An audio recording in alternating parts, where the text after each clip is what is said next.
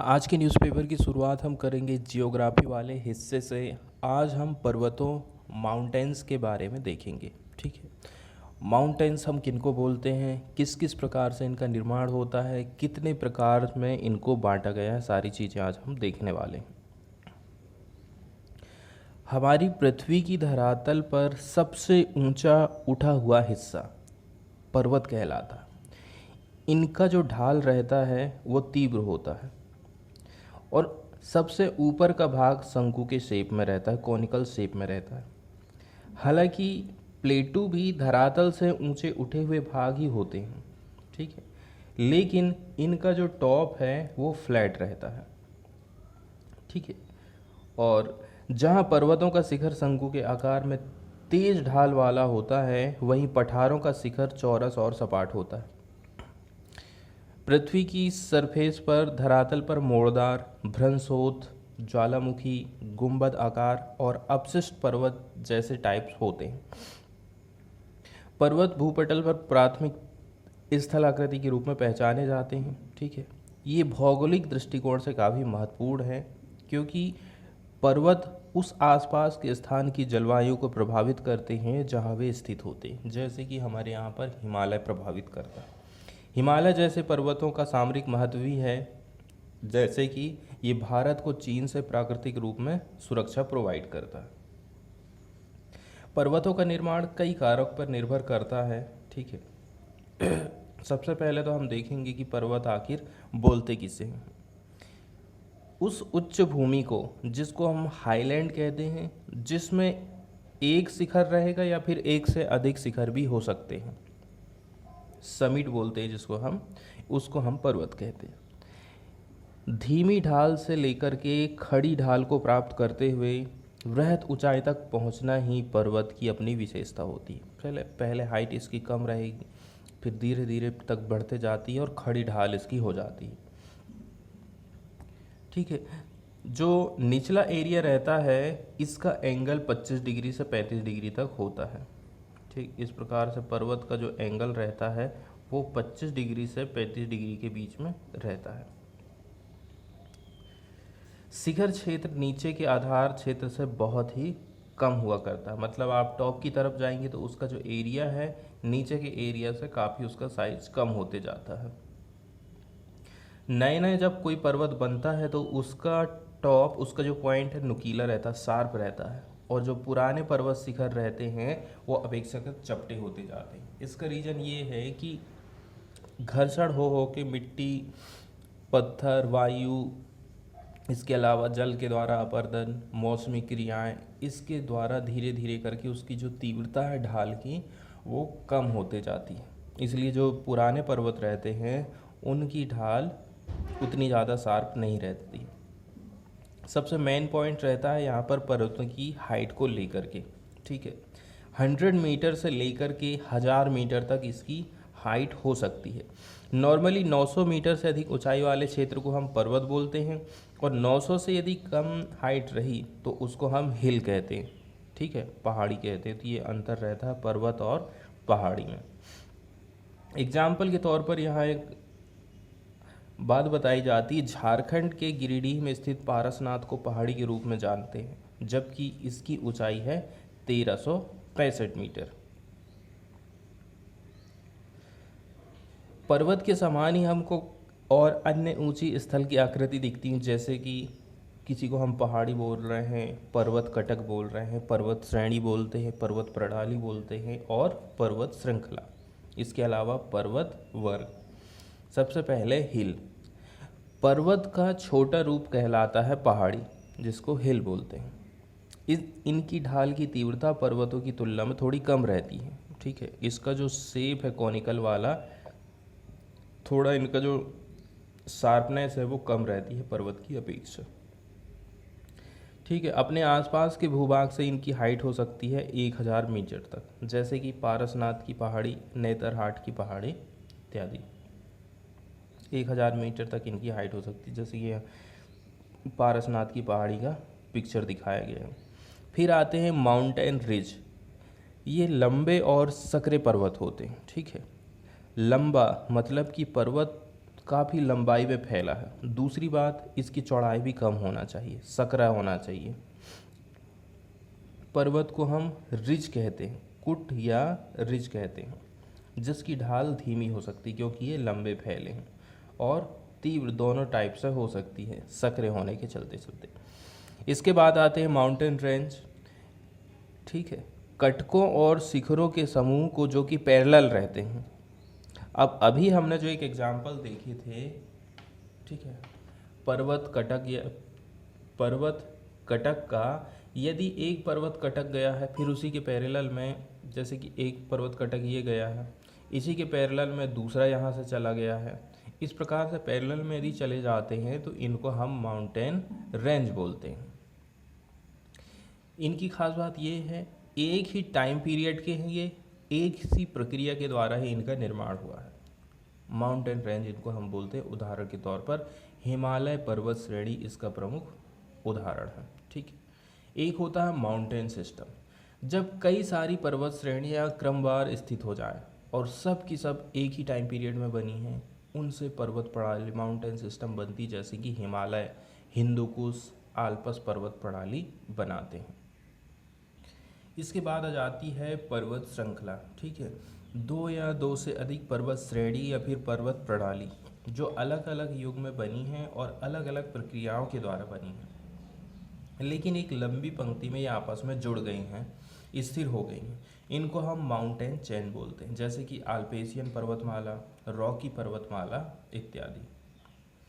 एक होता है माउंटेन ग्रुप। जब पर्वतों का समूह एक गोलाकार रूप में फैल जाए और उसकी श्रेणी और कटक असमान रूप से विस्तृत हो जाए, उसे हम पर्वत वर्ग की संज्ञा देते हैं, माउंटेन ग्रुप बोलते हैं। इसके अलावा आ जाता है कॉर्डिलेरा या फिर पर्वत समूह। जब विभिन्न युग में निर्मित पर्वत श्रेणी या फिर पर्वत श्रृंखलाएं और पर्वत तंत्र एक साथ ही बिना किसी क्रम के विस्तृत हो जाए तो उसे हम कॉर्डिलेरा या फिर पर्वत समूह कहते हैं। तो इसकी खास बात ये रहता है कि इसमें किसी प्रकार का क्रम नहीं रहता है, और यदि वहाँ पर पर्वत श्रेणी, पर्वत श्रृंखलाएं, पर्वत तंत्र एक साथ हमें दिखाई दें तो उनको हम कॉर्डिलेरा बोलते हैं।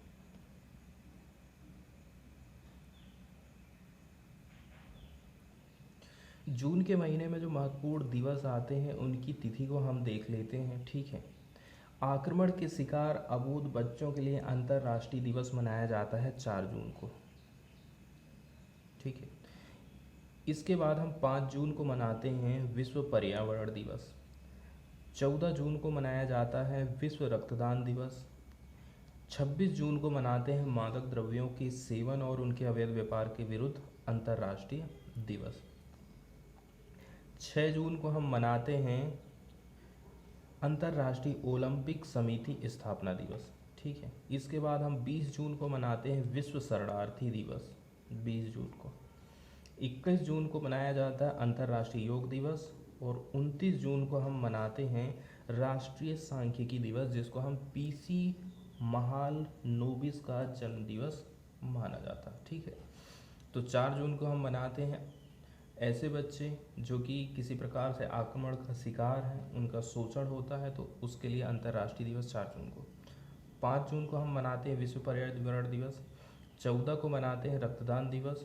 26 जून को मनाते हैं जो मादक द्रव्य होते हैं, ठीक है, जिनका सेवन लोगों के द्वारा किया जाता है, उनका अवैध व्यापार होता है, जैसे कि ड्रग्स वगैरह, तो उनके निषेध के लिए अंतर्राष्ट्रीय ओलंपिक समिति दिवस हम बनाते हैं 6 जून को। 20 जून को मनाते हैं विश्व शरणार्थी दिवस। 21 को तो पता ही है योगा दिवस मनाते हैं, और 29 जून जो है पीसी महालनोबिस के जन्म दिवस के रूप में सेलिब्रेट करते हैं हम राष्ट्रीय सांख्यिकी दिवस। ये तो थे जून के महीने में पड़ने वाली कुछ महत्वपूर्ण तिथियाँ। पीआईबी की अगली न्यूज़ हम देखने वाले हैं रामसर साइट से रिलेटेड। रामसर साइट रामसर सूची के नाम से भी हम जानते हैं।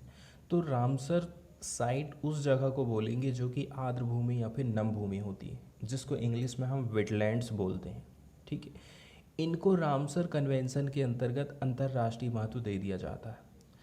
ठीक है, अंतर्राष्ट्रीय महत्व की आर्द्र भूमियों पर रामसर सम्मेलन विशेष रूप से जलपक्षी आवास के रूप में आर्द्र भूमि का संरक्षण, सतत उपयोग के लिए एक अंतर्राष्ट्रीय संधि मानी जाती है। इसको वेटलैंड्स पर कन्वेंशन के रूप में भी हम जानते हैं। तो ये तो था रामसर साइट। अब न्यूज़ को हम देखें तो न्यूज़ में क्या बताया जा रहा है। न्यूज़ में बताया जाता है कि कोयला मंत्रालय चाहता है कि कुछ कुछ ऐसी जगह हैं जिनको रामसर साइट के रूप में डेवलप किया जाना चाहिए। तो वो 5 जगह के भी हम नाम यहाँ पर देख लेंगे।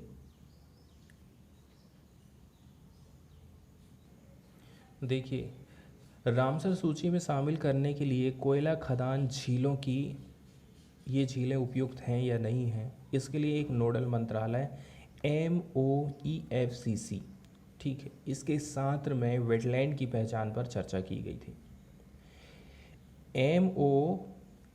MOEFCC के मार्गदर्शन के अनुसार ही CIL ने रामसर सूची में शामिल करने पर विचार करने के लिए किनको किनको चुना है। पश्चिम बंगाल, उड़ीसा, झारखंड और मध्य प्रदेश। इन राज्यों ने 5 खदान गड्ढे वाली झीलों की पहचान करी और इसके बाद फिर इन्होंने सूचना पत्र तैयार करने की अभी ये प्रक्रिया जारी है।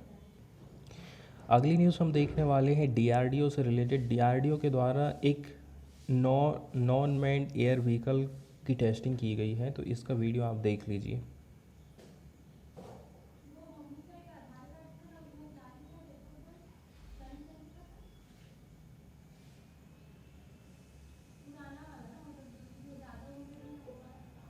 ये वीडियो आप देख चुके हैं। इसके बाद हम अभ्यास जो ट्रेनिंग है, अभ्यास जो वर्ड यूज़ किया गया है, इसके बारे में हम थोड़ी सी जानकारी देख लेते हैं।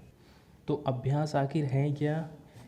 अभ्यास एक प्रकार का high speed expendable aerial target होता है, ठीक है। जैसे कि हमने इस कोई चीज़ को यहाँ से छोड़ा है, मान के चलिए कोई हथियार हम यहाँ से रिलीज़ कर रहे हैं, तो high speed expendable aerial target, कहीं किसी को हमको टारगेट करना है तो इसके लिए जो चीज़ बनाई गई है उसको यहाँ पर अभ्यास नाम दिया गया है। इसको डेवलप किया गया है कौन सी जगह पे? ADE में। ये ऑफर करता है realistic threat scenario for practice of weapon system. Abhyas is designed for autonomous flying with the help of auto pilot, ठीक है। ऑटो पायलट के माध्यम से हम इसको चलाते हैं। Under development at ADE।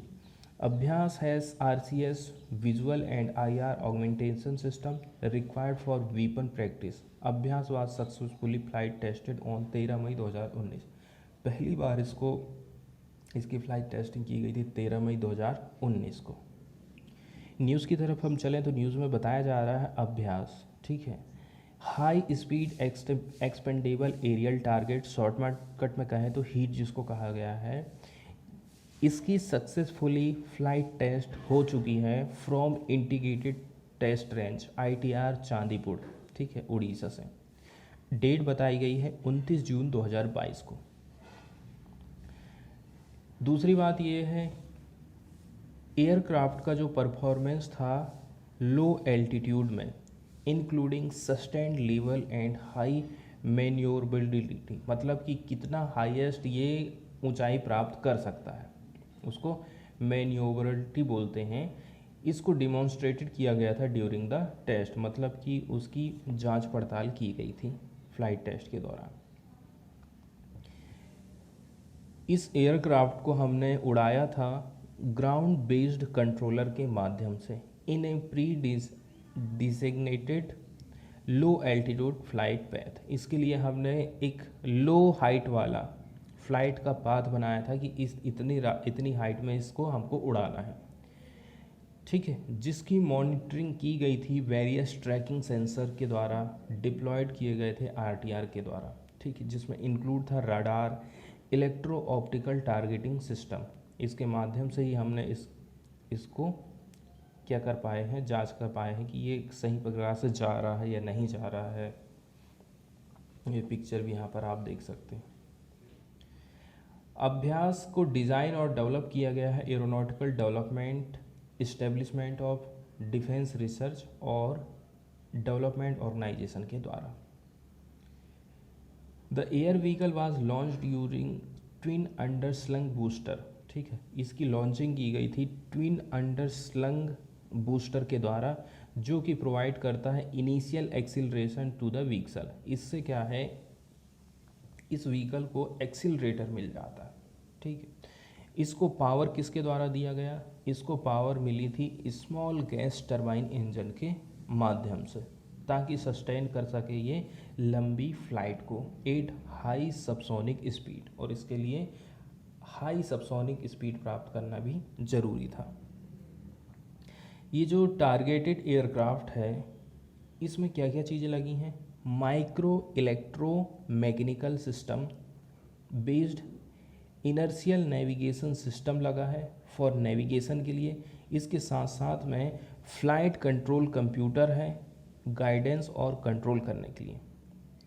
इसके साथ साथ में इंडिजीनियस रेडियो एल्टीमीटर लगा है, ठीक है, ताकि ये जो है ना बहुत कम लो एल्टीट्यूड फ्लाइट ले सकें, ठीक, कम हाइट में इसको हम उड़ा सकें। इसके अलावा डाटा लिंक है ताकि इनक्रिप्टेड कम्युनिकेशन किया जा सके बिटवीन ग्राउंड कंट्रोल स्टेशन और टारगेट एयरक्राफ्ट के बीच में, ठीक है। यहाँ से हम कंट्रोल कर रहे हैं और ये हमारा एयरक्राफ्ट है, दोनों के बीच में कम्युनिकेशन कैसे करके होगा, इसके लिए क्या यूज़ किया गया है, डाटा लिंक का इस्तेमाल किया गया है। और ये जो एयरक्राफ्ट था, इसको पूरी तरह से ऑटोनोमस फ्लाइट के लिए प्रोग्रामिंग की गई थी। अगली न्यूज़ हम देखने वाले हैं जम्मू एंड कश्मीर से, पार्टिकुलर हम बात कर रहे हैं साइंस एंड टेक्नोलॉजी मिनिस्ट्री से। यहाँ पर जम्मू और कश्मीर में कुछ फॉसिल्स मिले हैं, ठीक है। ये फॉसिल्स जो है वो कुछ जानवरों के हैं, स्तनपायियों के हैं, जैसे कि गिलहरी। तो जम्मू वैज्ञानिकों ने जम्मू और कश्मीर के रामनगर से स्तनपायियों के एक नए वंश और प्रजाति से संबंधित गिलहरी जैसे एक छोटे स्तनपायी के जीवाश्म देखे। साइंटिस्ट लोगों ने जम्मू और कश्मीर के रामनगर में गिलहरी के कुछ फॉसिल्स देखे हैं। वर्तमान में, ठीक है, ये जो गिलहरी है शिवालिक पर्वत श्रेणी में जीवाश्म ट्यूपाइडस के उन सबसे पुराने अभिलेखों का प्रतिनिधित्व करता है। मतलब हमें जो चीज़ मिली है वो सबसे पुरानी चीज़ मिली है, सबसे पुराने जीवाश्म मिले हैं गिलहरी के। इससे ये पता चलता है कि इनकी जो एज थी 25 से लेकर के 40 लाख पुरानी है। और केंद्र शासित प्रदेश जम्मू कश्मीर के उधमपुर ज़िले में स्थित इस रामनगर एरिया के लिए अधिक सटीक आयु अनुमान प्रोवाइड ये करता है। शिवालिक तलछट, जिसको हम सेडिमेंट बोलते हैं, मियोसिन से लेकर के प्लीस्टोसिन के, ठीक है, ये जो चीज़ें हमें मिली हैं उनका टाइम पीरियड यहाँ बताया गया है मियोसिन से लेकर के प्लेस्टोसिन, मतलब कि मध्य नवनूतन से लेकर के प्रातिनूतन वाला टाइम पीरियड। कई स्तनधारी समूहों के विकास का दस्तावेजीकरण हमें हो पाया है। इसमें शामिल है गिलहरी के जैसे दिखने वाली चीज़ जिसको ट्रीसरू कहते हैं, इसमें शाही भी शामिल है जिसको हेजहोग्स कहते हैं, और भी छोटे छोटे मैमल्स इसमें शामिल है। स्पेशली जो गिलहरी के जीवाश्म के रिकॉर्ड ना बहुत ही दुर्लभ हैं, जो पूरे सेनेजॉइक युग में केवल कुछ प्रजातियों को ही जाना जाता है। इसमें एक वर्ड यूज़ किया गया है मायोसिन, ठीक है। तो जो मायोसिन क्या होता है, पहला जियोकोलिकल एपोच है किसका, नियोजीन पीरियड। ये एक्सटेंड है 23 से लेकर के 5 मिलियन ईयर्स एगो। 23 से लेकर के 5 मिलियन ईयर एगो के बीच का जो टाइम है उसको हम मियोसिन बोलते हैं, ठीक है। वहीं एक और वर्ड इसमें यूज़ किया गया है प्लेस्टोसिन। तो जो प्लेस्टोसिन होता है उसका टाइम पीरियड बताया गया है 25,80,000 वर्ष पहले से लेकर के 11,700 साल पहले। ये जो टाइम पीरियड है इसको हम बोलते हैं प्लेस्टोसीन, और इसके पहले हमने देखे थे मियोसिन। इस टाइम पीरियड के दौरान जो जीव जंतुओं के जीवाश्म मिले हैं इसलिए इनका उल्लेख यहाँ पर किया गया है। द हिंदू की पहली न्यूज़ हम देखने वाले हैं जीएसटी काउंसिल से रिलेटेड, ठीक है। तो ये एक कॉन्स्टिट्यूशनल बॉडी मानी जाती है, ठीक है, जो कि रिकमेंडेशन देती है यूनियन और स्टेट गवर्नमेंट को ऐसे इशू पर जो कि रिलेट करते हैं जीएसटी से संबंधित, ठीक है। जीएसटी से संबंधित यदि किसी भी मुद्दे पर निर्णय लेना है, कहाँ टैक्स कम करना है, कहाँ टैक्स बढ़ाना है, इसके लिए सुझाव देने का काम करती है जीएसटी काउंसिल। ठीक है, इसकी अध्यक्षता या फिर चेयर कौन करता है? यूनियन फाइनेंस मिनिस्टर करते हैं।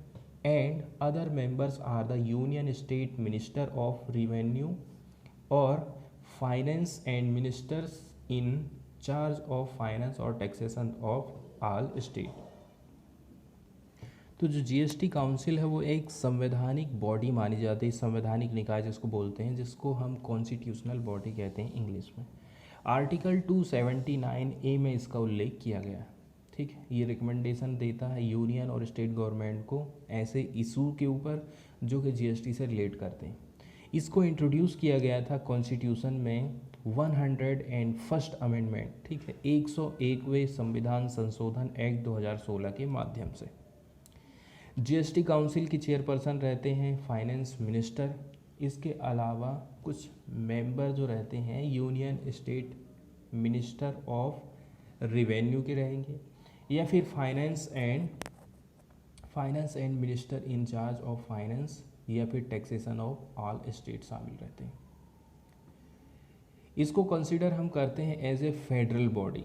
ठीक है, where both the centre and state get due representation, क्योंकि इसकी जब बैठक होती है तो केंद्र सरकार और राज्य सरकार दोनों ही इसकी बैठक में हिस्सा लेते हैं। Every decision of goods and service tax council shall be taken at a meeting by a majority of not less than 3/4 of weighted vote. ठीक है, कोई भी डिसीजन कब मिलेगा? जबकि 3/4 वेट वाला वोट हासिल किया जाए, मतलब कि जितनी भी वोटिंग हुई है उसमें से 3/4 यदि यस के मामले में है तो वो निर्णय लागू हो जाएगा। In accordance with the following principle namely. ठीक है, यहाँ बताया जा रहा है the vote of the central government shall have weightage of 1/3। केंद्र सरकार की वेटेज है 1/3 की, सभी स्टेट गवर्नमेंट की जो वेटेज है 2/3 का of total vote cast in that meeting. अब किन किन चीज़ों में केंद्र सरकार की तरफ से, जीएसटी काउंसिल की तरफ से टैक्स बढ़ाया गया उसको आप देख लीजिए। ठीक है, चाकू है, चम्मच है, फोर्क एंड लैडल्स है, 12% से 18% जीएसटी कर दिया गया। एलईडी लैंप और लाइट्स में 12% से 18% कर दिया गया। इसका मतलब ये है हमें तैयारी कर लेना है अपने जेब से ज़्यादा पैसे खर्च करने के लिए। Water pump, deep tubewell, turbine pump, submersible pump में 12 से 18% कर दिया।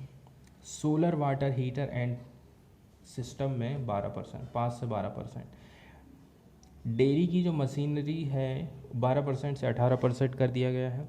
Work contract for road, railway, metro, monument, canal, dam, educational institution and hospital, construction से संबंधित जो वर्क है 12 से 18% जीएसटी देना पड़ेगा। ओस्टोमी एप्लियांस में 12 से 5% कमी की गई है। Orthopaedic appliance for splint and fracture and intraocular lens, medical से रिलेटेड कुछ कुछ जो चीज़ें हैं उसमें कमी भी की गई है। अगली न्यूज़ हम देखने वाले हैं मैरीन एक्सपोर्ट से रिलेटेड। इंडिया का जो मैरीन एक्सपोर्ट है, समुद्री जो उत्पाद है हमारे यहाँ से, जैसे कि मछलियाँ, इसके अलावा बहुत सारी चीज़ें हैं, उनके एक्सपोर्ट में वृद्धि हुई है। 30% की इंक्रीज़ हमको देखने को मिली है एक्सपोर्ट में। किसके एक्सपोर्ट में? मैरीन प्रोडक्ट के। इंडिया का जो एक्सपोर्ट है वो रहा है $7.76 बिलियन 2021-22 में, और वहीं देख लोगे आप पिछले साल तो $5.96 बिलियन का निर्यात किया गया था। ये आंकड़े प्रेजेंट किए गए हैं कॉमर्स मिनिस्ट्री के द्वारा।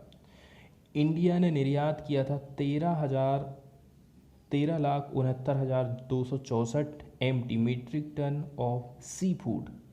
ठीक है, जिसकी कीमत बताई गई है यहाँ पर 57,586.48 करोड़ की 2021-22 के दौरान। इसमें फ्रोजन श्रिम्प भी आ जाता है। श्रिम्प जिसको आप झींगा बोलते हैं, रिमेन द मेजर एक्सपोर्ट, सबसे ज़्यादा हम झींगे का एक्सपोर्ट करते हैं। In the term of quantity and value, दोनों ही मामले में। ठीक है, इसका जो शिपमेंट रहा है वो था 5.82 बिलियन पिछले साल। The segment accounts for 75% of the total dollar earning. ठीक है, 75% हमारी कमाई इसी से होता है। US is the largest market for frozen shrimp. America सबसे बड़ा मार्केट है जो फ्रोजन वाला झींगा है उसके लिए। म्यांमार से एक खबर आई है जिसमें बताया जा रहा है जो इलीगल इमिग्रेंट्स हैं, ठीक है, इलीगल जो इमिग्रेंट्स हैं म्यांमार से हमारे देश में आए हैं, ऐसे 80 लोग थे जो कि इलीगल इमिग्रेंट्स माने जाते हैं, जो कि हमारे म्यांमार से इंडिया के कुछ गाँवों में किराए से रह रहे थे। ठीक है, इनको पुलिस ने जेल में डाल दिया है, अरेस्ट कर लिया है। ठीक है, चूरा चंद्रपुर डिस्ट्रिक्ट की ये बात है, वहाँ गांव में ये लोग किराए से रह रहे थे। इसमें कितने लोग शामिल हैं? 25 तो इसमें मैन है, 35 वुमेन है और 20 इसमें बच्चे शामिल हैं। इसके अलावा केस इनके खिलाफ में दर्ज कर लिया गया है। The adults will be produced before the court for remand. अब इनको कोर्ट भेजा जाएगा। अगली न्यूज़ हम इसरो से रिलेटेड देखने वाले हैं। इसरो जो है 3 सैटेलाइट को लॉन्च कर सकता है आज। तो सैटेलाइट आखिर होता क्या है? सैटेलाइट एक प्रकार की बॉडी होती है जो कि ऑर्बिट्स करती है around another body in space. Example के तौर पर, ठीक है, जैसे कि चंद्रमा है, चंद्रमा पृथ्वी का चक्कर लगाता है। Example of natural satellites are the earth and moon. तो सैटेलाइट उनको बोलते हैं जो कि अंतरिक्ष में पृथ्वी का चक्कर लगाता है, उसको हम कहते हैं सैटेलाइट। सैटेलाइट 2 प्रकार का होता है, एक होता है प्राकृतिक जैसे कि चंद्रमा है, और दूसरा है कौन सा? मैन मेड, जैसे कि कई प्रकार के अंतरिक्ष में जब इंसान द्वारा बना करके उपग्रह भेजे जाते हैं तो उसको हम आर्टिफिशियल सैटेलाइट बोलते हैं। ज़रूरी नहीं है कि ये केवल पृथ्वी का ही चक्कर लगाएं, ये सूरज का भी चक्कर लगाते हैं, अदर ग्रह का भी ये चक्कर लगाते हैं। ठीक है, the earth rotates around the sun. पृथ्वी सूरज के चारों ओर चक्कर लगाती है और मून हमारा रोटेट करता है अर्थ के चारों ओर। Man made satellite is a machine.